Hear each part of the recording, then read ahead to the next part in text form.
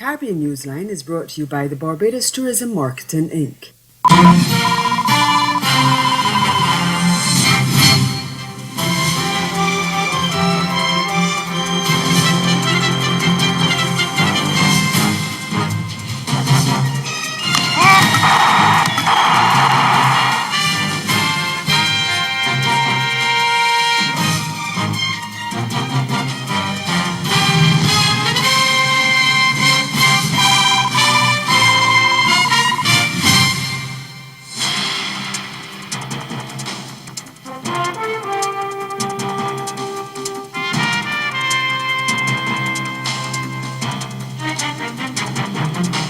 Cuts among recommendations made to Trinidad and Tobago-owned Caribbean Airlines as it racks up massive losses.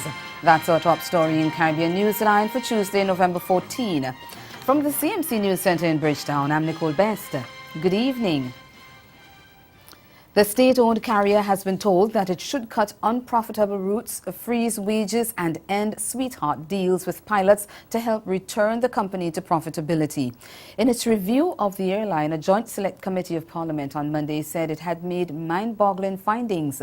The committee's inquiry revealed several discrepancies, including pilots abusing travel privileges. CAL's recruitment of foreign pilots over local was also a concern. Janine Brown of C News reports. Several operational practices within Caribbean Airlines Limited have raised a few eyebrows amongst the members in Parliament's Joint Select Committee. Key among the concerns, pilots abusing their travel privileges. We requested from the company a schedule showing how many jump seats for trips were taken by pilots for personal use. And as we reported previously, there was more than one individual who ran up very high numbers. We couldn't understand how could one man make 100 free jump seat personal trips a year. 100.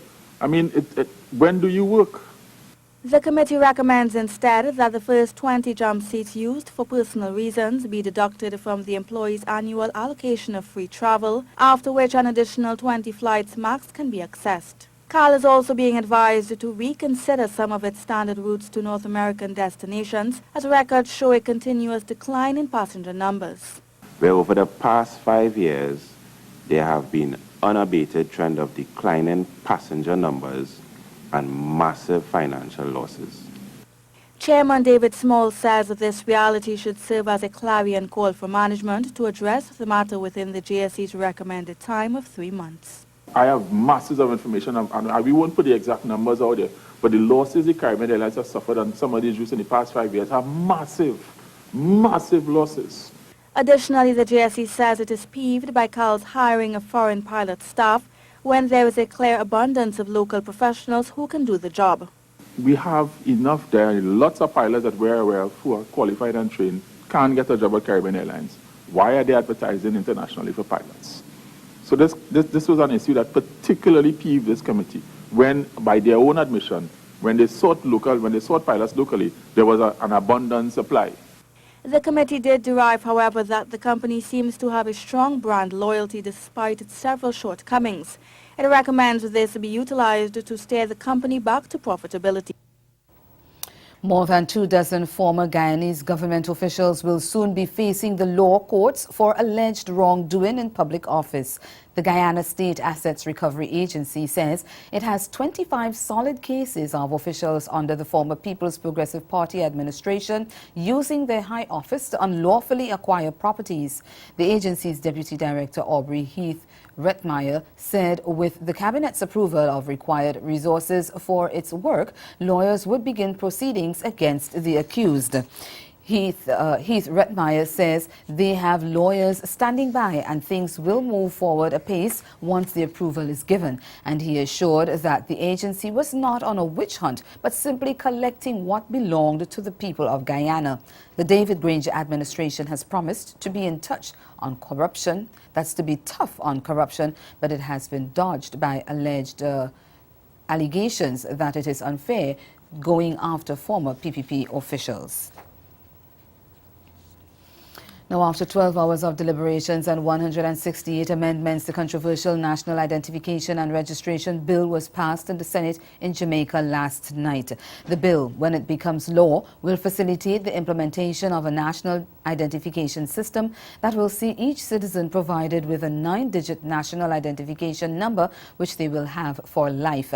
In order to get the ID card, Jamaicans will have to provide personal and biometric data, including name, address, signature, retinal scan, fingerprints and vein patterns.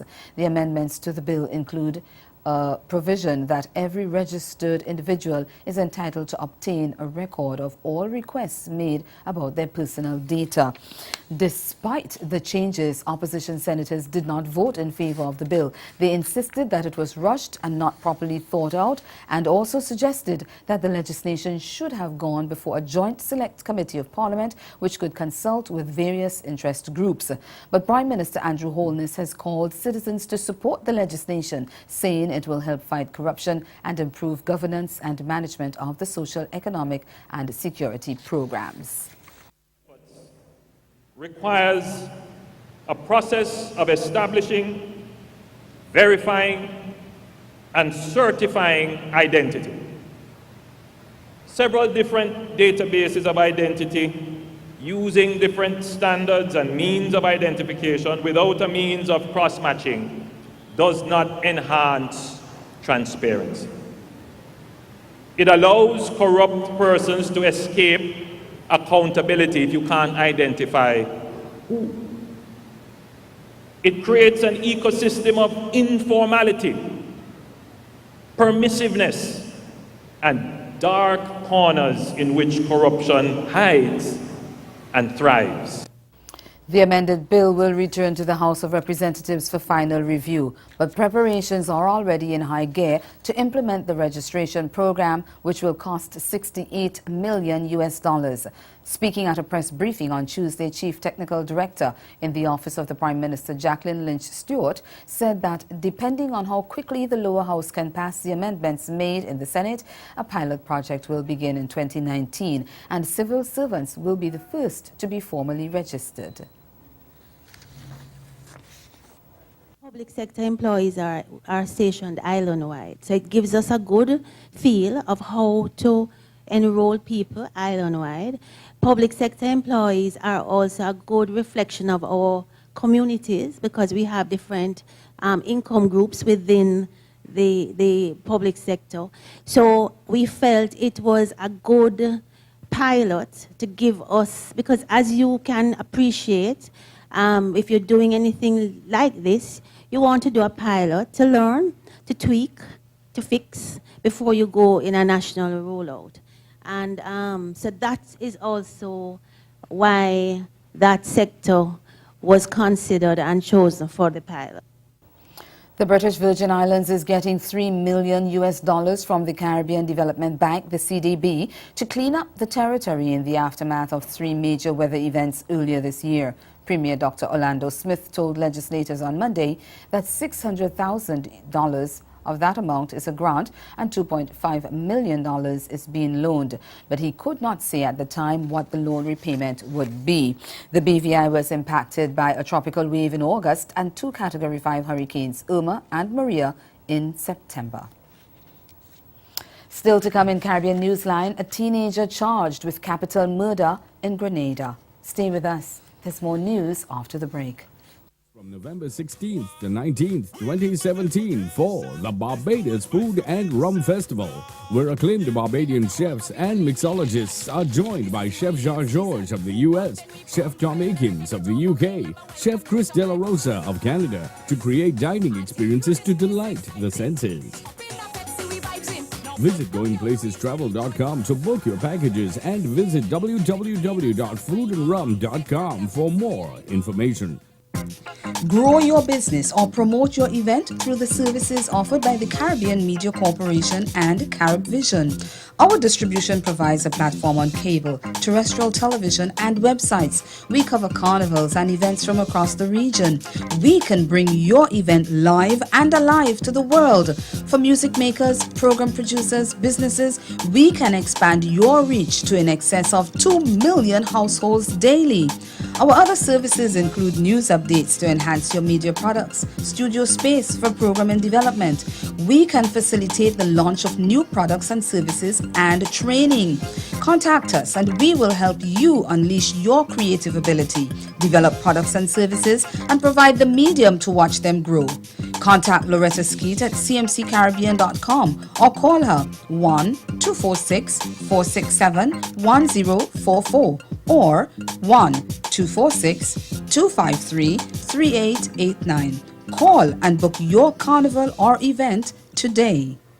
Join us from November 16th to 19th, 2017 for the Barbados Food and Rum Festival, where acclaimed Barbadian chefs and mixologists are joined by Chef Jean-Georges of the U.S., Chef Tom Akins of the U.K., Chef Chris De La Rosa of Canada to create dining experiences to delight the senses.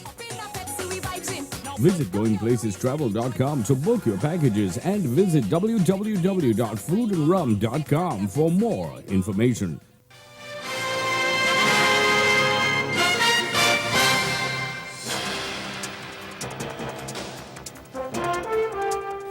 A 17-year-old boy in Grenada has been charged with capital murder. He's alleged to have assaulted and killed a 9-year-old girl over the weekend and is expected to make his first court appearance in the St. George's Magistrate Court on Wednesday. The girl from the south of the island was said to have been on her way home from school last Friday afternoon when she was abducted. Her body was found in bushes near her home the following day, and it is believed she was sexually assaulted. The girl's death brings to 12 the number of homicides in Grenada for 2017. Meantime, the sexual assault and murder of the young girl have triggered not only outrage in Grenada but action as well. An online petition has been launched to pressure government to introduce a sex offenders registry. The petition, started by citizen Simone Isaac, noted that of the 136 court cases in the May to June assizes, 63 were related to sexual offences. The petition has already garnered more than 4,500 signatures and it is seeking a minimum of 5,000. Acting Social Development Minister Nicholas Steele says he is in support of such a registry. Which I have heard and seen the calls from the public, and I too support 100% the request for a sex offenders registry. And I am assured that steps have been put in place, that there will be an announcement in our budget presentation by our Prime Minister that will guarantee that that is put in place for 2018. The call for a registry is also supported by President of the Senate Chester Humphrey and Anand Trotman Joseph, former chairperson of the Grenada National Coalition on the Rights of the Child and a member of the National Committee for the Prevention of Child Sexual Abuse. Well, the island's Public Workers Union also says it intends to petition for a sex offenders registry. We get more in this GBN News report. According to the Public Relations Officer of the Public Workers Union, Brian Grimes, the union has taken the decision to start the petition as a result of an increase in reported cases of child sexual abuse. He added, the case of Ariel Bola, the 9-year-old found dead in Frequente in an area known as Guancay, further emphasizes the need for the registry. Grimes says a number of public sensitization efforts have been staged over the past 2 months but have not really addressed the issue head-on. What we are seeing thus far is that we see a lot of incidents occurring, sad events, tragic events, national outrage as a result of that. Then there is a lull, nothing happens. What we have noticed as an organization is that nothing significant has been done in terms of legislative changes, in terms of the establishment of our institutions to protect our children and our citizens. So this is our initiative. Our part. We are playing our part in trying to make this country a better country. The PRO says the issue cannot be addressed in a vacuum. all hands must be on deck towards a solution. To happen. So we need to do something as a people, as organizations. We are not putting this whole matter squarely at the feet of government.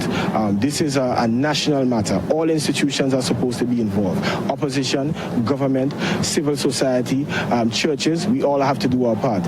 And this is our initiative, and we're going to start it during the week. As a matter of fact, it's starting now. And then, like I said, we'll get those names. And by the end of this month, the Prime Minister of this country is supposed to see, and we are hoping that he listens, because this is not a matter of a few people having outreach. This is a national outcry. Meanwhile, Guyana has adopted model guidelines for sexual offense cases. They were developed for the Caribbean region to improve the treatment of these cases and complaints of sexual assault. We get the details in this report from Kristen McLingham of HGP Nightly News.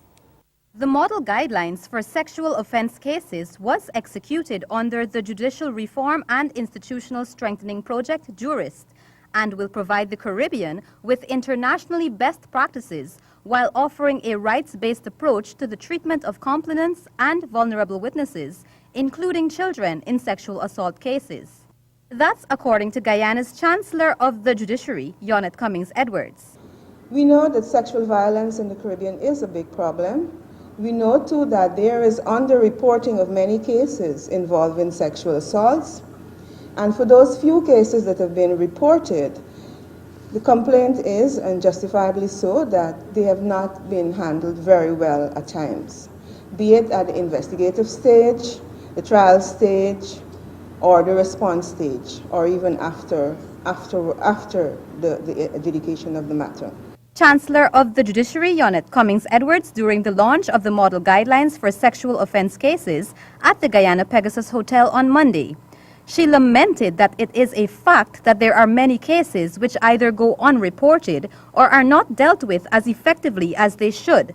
But with the model guidelines, this issue should be corrected. The justice system's management of sexual offenses case and our treatment and virtual complainants and witnesses in relation to these matters need some amount of help or guidance or strengthening, as you will.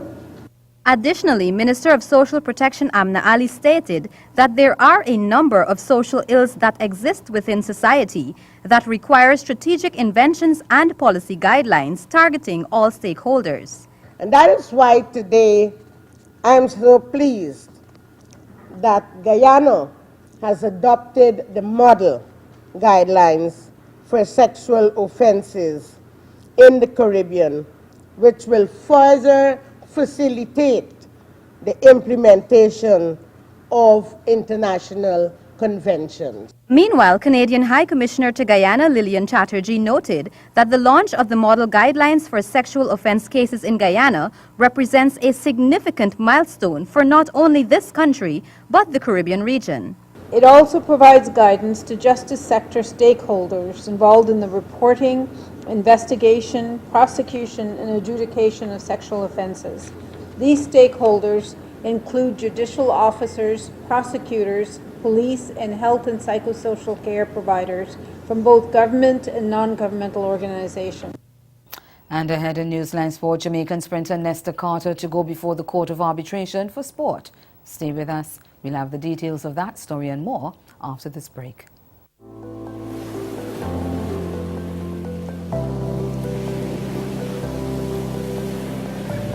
Come, sail with us through our ocean blues, where there's a blessed land that's waiting for you. Shh, look, listen, feel. Realize your dream escape that's magically surreal. The best kept secret, a place you'll never forget, where adventure beckons with every gentle footstep. From lush mountain green to warm volcanic sand, submerged in splendor, our 32 enchanting islands. A kaleidoscope of experiences. No need to look anymore. St. Vincent and the Grenadines, the Caribbean you're looking for. Fast life moving, ain't no going slow. That's right, baby, you already know, hope you're ready, steady, rocking. This is how we do, this is how we do, this is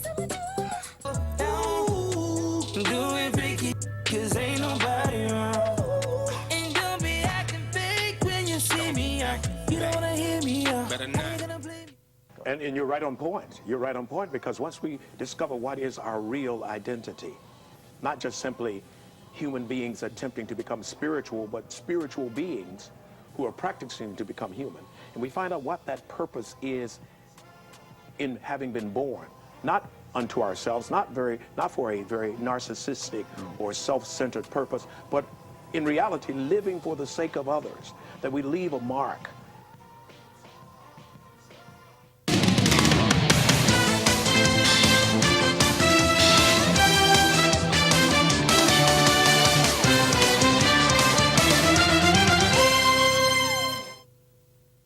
Beleaguered Jamaican sprinter Nesta Carter is expected to appear before the Court of Arbitration for Sport this week as the appeal begins for the athlete who tested positive for a banned stimulant following a re-examination of hundreds of samples from the Beijing Olympics 8 years ago.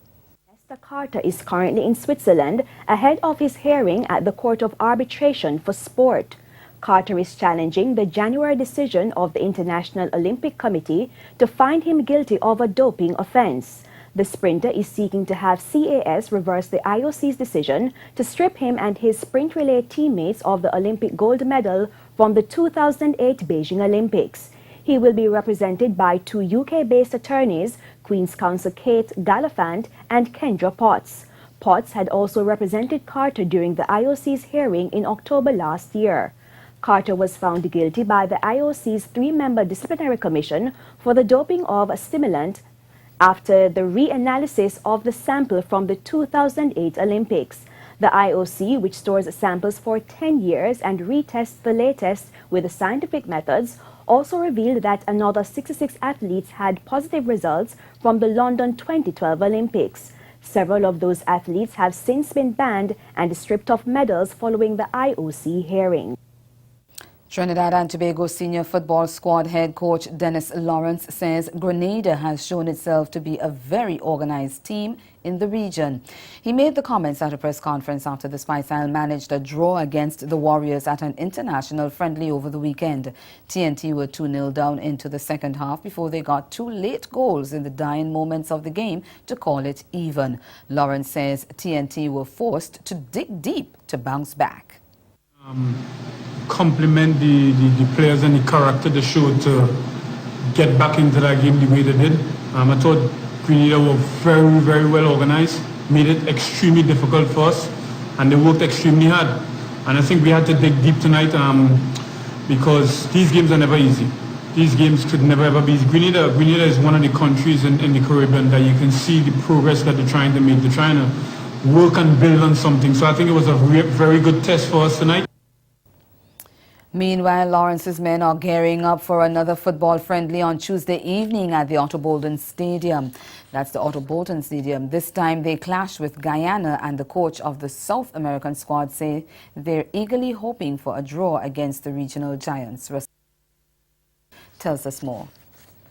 A large amount of Guyanese there, so there's a wide Guyanese community that we are hoping that can come out and make us feel as home. And with that, we think that we could overcome the hostility of the Trinidad fans who will come out and scream for them and, you know, rally behind the team when the chips is down, when the chips is going well, like we saw the other night, especially in the latter stage of the game when they start to gain a momentum and they fought on to pull a magnificent draw. Well, this is a good situation for us to have players who had played in the Pro League, players who are playing currently in the Pro League. It gives a situation where some of the guys will understand the conditions, and the players also who are based locally for Trinidad. So it would make an interesting situation for the match. Grenada stretched TNT on Saturday, but Dover isn't reading too much into that result, and he still wants his troops to focus on creating their own positives as they look ahead to bigger and better things. Well, we're here to make a very competitive game and get a positive results. In our rebuilding process, a draw in this game would be a very good result. A win would be a magnificent result, and it would argue well for us going forward as we in the phase of rebuilding at this stage. There is experience. There is some younger players who now coming into the squad. There's going to be people who's making their debut tonight for Guyana. And that in itself will shows that there is a situation where there's a mixture of experience and players who are now coming into the program. So we will try to make the best of it. And as I said, you know, we're in a phase of rebellion, and we want to at least come away with a positive results, positive performance, and that would be a stepping stone for us as we prepare for the new year, leading into the Caribbean Cup that helps to qualify you for the gold. Switching sport now, Grenada has emerged champions in the OECS Swim Championship for a third straight year. They picked up 113 medals, which included 25 gold, 44 silver and 44 bronze over the weekend in St. Lucia. We have more from GBN's Blossom Alexis Welch. Grenada retained the championship title in the 2017 OECS swimming competition held in St. Lucia over the weekend. A defiant Grenada clinched the title on Sunday with 1,360 points, despite a challenge from host St. Lucia, 1,344 points. Antigua and Barbuda finished third with 1,240.5 points, and St. Vincent and the Grenadines finished with 807.5 points. Following their sterling performance, a large contingent of the 34-member team got a hero's welcome at Morris Bishop International Airport on Monday morning from parents of the swimmers as well as members of the Grenada Amateur Swimming Association. President of the Grenada Amateur Swimming Association, Perron Johnson, was part of the welcoming party. Captain of the team, Delron Felix, who won 9 medals at the event, 2 gold and 7 silver, commended the entire team of swimmers for their resilience in the 3-day event. Everybody was amazing this weekend. The effort was at an all-time high. Everybody contributed points. Everybody contributed in some way, even if it was small. Had a lot of difficulties this weekend with disqualifications. We lost a lot of points. We didn't have any big issues in terms of bad performances. Everybody was up to par, which shows and which reflects because we trained hard for this OECS because we really wanted the victory. The group as a whole, the team spirit was high, the team morale was high. This is the best I've seen in my years of doing OECS. This is the best support I've seen from the parents. We had an amazing group of parents in the stands cheering us on, night in and night out, day in and day out. A number of disqualifications of Grenadian swimmers restricted the team's ability to accumulate the amount of points expected, and by the second day of competition, host St. Lucia was leading the point standings. When we got back to the hotel and we found out that St. Lucia was ahead of us, we got together, we had a group meeting with coaches, and we all talked about what went wrong, the disqualifications of course. Everybody put their head down and we got serious the next day. Everybody came out and we came out to prove that we're the best, and we came home with the trophy after all was said and done. And that's the sport. Stay with us. We'll be right back.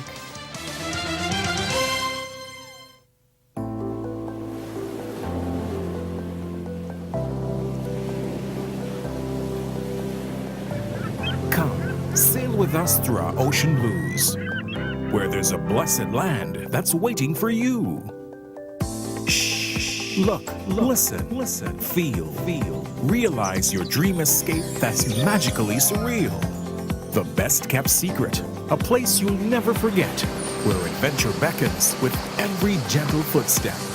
From lush mountain green to warm volcanic sand, submerged in splendor, our 32 enchanting islands. A kaleidoscope of experiences. No need to look anymore. St. Vincent and the Grenadines, the Caribbean you're looking for.